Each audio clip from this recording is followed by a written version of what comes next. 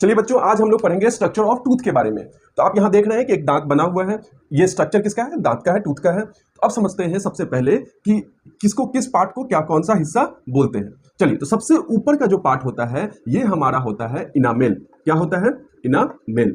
तो ये हमको इनामेल, और ये सबसे पूरे बॉडी का हार्डेस्ट पार्ट होता है। अगर आपसे क्वेश्चन पूछेगा कि सबसे हार्डेस्ट पार्ट आपके बॉडी का कौन होता है, तो ये कौन होता है? इनामेल होता है, जो दांत के ऊपर का लेयर होता है। उसके बाद जो दांत के इस लेयर के बाद जो पार्ट आता है इसको कहते हैं डेंटाइन। इसको क्या कहते हैं? डेंटाइन। उसके बाद जो हमारा बीच का आता है इसको कहते हैं पल्प। उसके बाद देखिए, जिससे हमारा दांत जुड़ा होता है उसे कहते हैं मसल से, उसको कहते हैं गम। और गम, दांत और गम के बीच में का जो पार्ट होता है, जो फिल होता है, वो किससे जुड़ा होता है? जिसकी मदद से जुड़ा होता है वो होता है सीमेंटम। और ये वाला हिस्सा जो जुड़ा हुआ, जिससे हमारा दांत पूरी तरह से जुड़ा होता है, उसको कहते हैं बोन।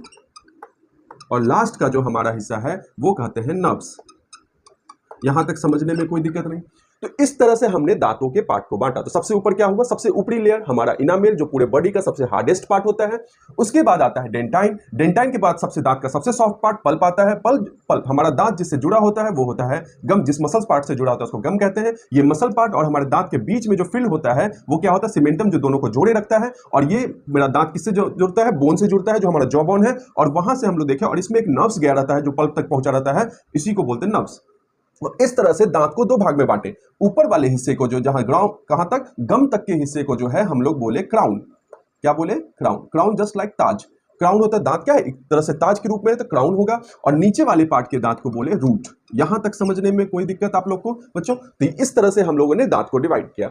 अब हम लोग समझेंगे कैविटी क्या होता है। देखिए, और कैविटी लगते कैसे हैं। अगर मान लीजिए ज्यादा सुगरी पार्ट, जैसे बच्चे लोग बहुत ज्यादा चॉकलेट्स खाते हैं, ये शुगर के सामान बहुत ज्यादा खाते हैं, तो ज्यादा मीठा चीज खाने से क्या होता है कि उसके जम्स दांत पे चिपकते हैं। ज्यादा मीठा या चॉकलेट खाने से क्या होता है? वो दांत पे चिपक जाते हैं।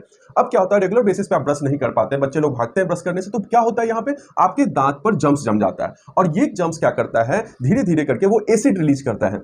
और ये एसिड रिलीज जब करेगा तो वो इस इनामेल को डैमेज करेगा। यहां पे आपको देखिएगा, यहां पे इस पार्ट में पूरा डैमेज करना शुरू करते करते ये किस तरह से एक खोखला बनाने लगता है, इसको खाना शुरू करता है। ये डैमेज होते होते हमारा इनामेल पूरा डैमेज हो जाता है। और ये कहां तक पहुंच जाता है? हमारा डेंटाइन तक पहुंच जाता है, जिसके चलते हमारे दांतों में दर्द स्टार्ट हो जाता है। और ये डेंटाइन तक बढ़ते बढ़ते बढ़ते हमारा ये चीज पूरा खाते हुए कहां तक पहुंच जाता है? पल्प। यहां पे जाते ही बहुत ज्यादा आपको दांत में दर्द और बहुत ज्यादा पेन स्टार्ट हो जाता है, जिसके चलते डॉक्टर लोग इस दांत को उखाड़ देते हैं।